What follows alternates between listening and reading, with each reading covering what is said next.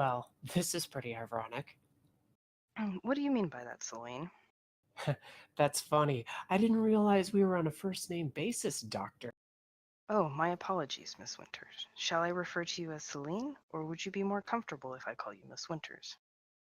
I think these days my true name is becoming Sudenica, but I'll wait on revealing that for just now. Miss Winters is fine. We can go into that a little later, but I wonder, what do you mean when you said this was ironic? Only that you're the sister of Dr. Bohak. I wonder what you'd say if I gave you my true opinion on your dear brother. Miss Winters, I can assure you I have sworn an oath of restraint and privacy that is undersigned and sworn by blood with the Duchess herself. Nothing said in here will leave this room, and everything we talk about is between you and me. You are free to discuss anything you'd like. I am here to help you. Not even if I told you I wanted to see your dear brother suffer? And why would you do that, Miss Winters? I don't know if it's my lineage speaking, or the circumstances of my death, or the fact that I've been pushed around, but I'm really beginning to hate doctors. In any case, I have plans for Dr. Lawrence, that monster that killed me and a dozen other people by poisoning us. Make no mistake, his nights are numbered. I will find him and I will drag him to the Duchess herself for judgment. Before God, Rodiva, or the devil himself, I will see his crimes be punished for what he has done. He will regret what he did to me. But your dear little brother, he has a price to pay as well. And why is that, Miss Winters? Because he's a liar and he's not sorry. I don't understand. Do you want him to be sorry for your death? Want?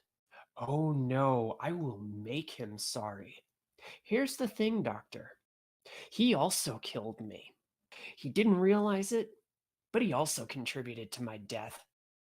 And how did he do that, Miss Winters?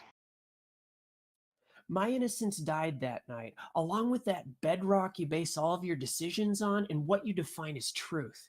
He was a doctor, somebody who should know better, a professional, somebody in charge, and I found myself in insane circumstances without any answers.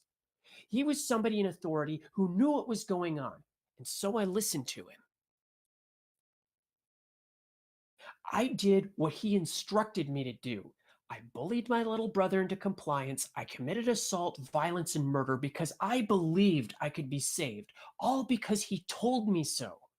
It was the poison that caused my body to die, but it was his poisoned words that killed what innocence I still had left. Because of him, I wasn't allowed to speak to my sisters before my body rotted away and my heart stopped.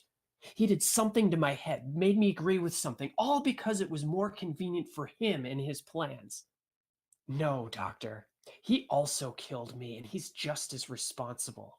And he's not sorry, and because of that, I will make him sorry. I'm sorry your death was so painful, Miss Winters. That must have been very difficult for you. No, you're not. Not yet. You're a doctor, so you'll understand more when I say this. Carl Jung believed the line between good and evil on a person's heart went all the way down to hell. As fragile, ignorant mortals, we block our worst impulses and actions with a strong foundation of restraint. This restraint is in the form of religion, ethics, morality, social mores, all sorts of things to keep us from enacting our darkest, most vile, and vicious fantasies. But what if you removed those restraints? What if circumstances made it so you no longer played by the same ethical and moral rules anymore? What if those ironclad ethics and assumptions were blasted away and the monster of your worst impulses was finally let off the chain? There's a monster inside all of us, Doctor, but people like you and I have a name for it. I must ask you now, Miss Winters, do you intend to kill my brother, Dr. Bohek? Kill him? No. I thought about it, but killing him wouldn't change anything. No, I would rather see Dr. Bohek suffer. Not through physical pain, but to make him suffer in the way I suffered. Only then will I see our accounts be squared and even. I thought of a few things I might do to him, but I think his child is doing more harm to him now than what I could do at the moment. I'm patient. I'll wait. I've got all the time in the world. You mentioned your little brother before, Miss Winters. Did you mean your mortal family? I didn't know you had a little brother in Nantes. No, not from my mortal family. I highly doubt they'd even notice me missing. Maybe even in 5 years they'll think, I wonder what happened to Celine. No, I'm referring to Ivan. You mean the one in your coterie? Corvus's child? Yes, him. And why do you call him your little brother? Because he's like family to me. More than any other person right now. He decided to be kind to me, and in turn, I feel the need to look after him. Besides, I think he and I depend on one another for support. And Go on. because I'm partly to blame for killing him. Oh, and what makes you say that, Miss Winters? Because I forced him to get in that van. We were told that the blood or poison from this thing could be used to make an antidote, so we had to go back to that hospital. We were all sick and dying from the poison, but Ivan wanted to stay with his family and seek out other options. But we didn't let him. I didn't let him. I yelled at him and denied him precious last moments of life. Also, I could end up shooting a nail in my foot and killing a vampire I didn't even know. Here he was, this kid who's barely old enough to shave, and I'm the one throwing him in a van so we can go kill someone we didn't even know. And what gave me the right to do that? What gave me the right to steal his last precious moments away from him while we risked ourselves on a fool's errand? And why did I do it? Oh, I can tell you that. Because I was scared. Because at that moment, when I saw my life slowly fading from my body, and I realized I would do anything and everything to survive, even if it meant stealing the last precious moment from someone else's life in order to prolong mine. Truly, Miss Winters, I am sorry this happened to you and Ivan. I don't know if he blames me or not, but nothing gave me the right to treat him like that. Just when I think I have a handle back on who I am, he proves again and again he's the better person. What makes you say that, Miss Winters? I thought I should get my own feeding ground so the group of us wouldn't have to kowtow to the arrogant asshole prick elders of this city in order to get a hot meal. Here I thought I'd spend the next 5 years scheming to build a new rack from the barons. And what does he do? He buys me a nightclub and hands me the damn key. Incredible. How generous of him. And it happened again in the mall. It's a long story, but we all ended up there to investigate some strange stuff going on. I had a chip on my shoulder after some things that happened, and I was spoiling for a fight. But I pushed myself too far, and I got myself too hungry. An injured security guard just happened to wander by, and I could hear his heartbeat.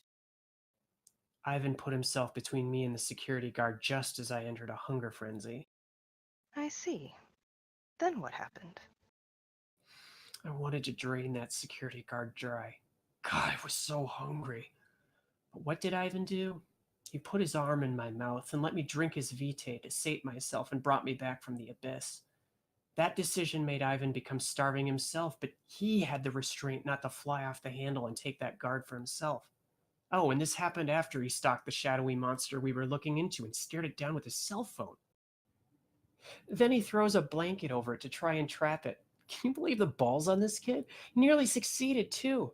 He also tried to distract it by using himself as a decoy. He did everything in his power to keep those security guards safe, including putting himself at risk for torpor and sustaining some kind of horrible injury when that thing grabbed his heart. And what became of the security guards? I escorted the injured security guard back to the office, and I held the door shut when one of the monster's minions tried to get in. I was pretty roughed up at the time, but I refused to let it in. Impressive. But weren't you hungry at this time? Why didn't you recover from your wounds when there was fresh blood available? I I didn't because I told him I wouldn't hurt the security guard. I didn't want him to be disappointed in me. It sounds as though you have a lot of respect for Ivan. Yeah, I guess I do respect him, especially after that night. I think he's sweet, but if it's a question of who's the better person, it's him, hands down. He told me we don't kill and we don't abuse the living, and he's right. We have to be better than that. You mentioned he placed his arm in your mouth and you drank from him. Do you realize you are now in the first stage of finiculum? Yes, I know. That doesn't upset you? There are many kindred who would view what he did as a punishable offense. No, And why is that? because he saved me. I am mindful of the time we have left, but I would like to ask you one last thing tonight, Miss Winters. What does Sudenica mean? Many things. Care to elaborate? She's the wife of Rodiva, the Slavic all-father god. Her name translates to she who judges. I think it's a fitting name, and one I've recently taken. In life, I was Celine, but in death, I am Sudenica. That's all I wish to say on that matter for now. I see. Well, Miss Winters, I am glad we had the opportunity to chat today. It sounds to me as though you're struggling in reconciling some issues. And I think you might benefit greatly from some continued therapy sessions. If you'd like, I can make this a regular thing. Oh, and what's your prognosis, Doc? It is my professional opinion that you are suffering from survivor's guilt and aggression surrounding the circumstances that led to your death. I think you are struggling with directing your anger and looking for direction and purpose in your new reality. This is quite normal, I find. I also think that you are a very strong, thoughtful, and independent person, but one who internalizes her experiences and struggles with a profound sense of betrayal. I think you are afraid of losing those you love and who support you, and I think you are struggling to find your new identity as a kindred. My secretary can fit us in very soon. It was a pleasure meeting you, and I do hope you'll reflect on what we've talked about. I'd like to hear more about your thoughts and what's going on in your requiem for next time. I think then we can begin to start addressing some of the things you brought up. Sure. All right. Thanks. Be well, Miss Winters. I do look forward to next time.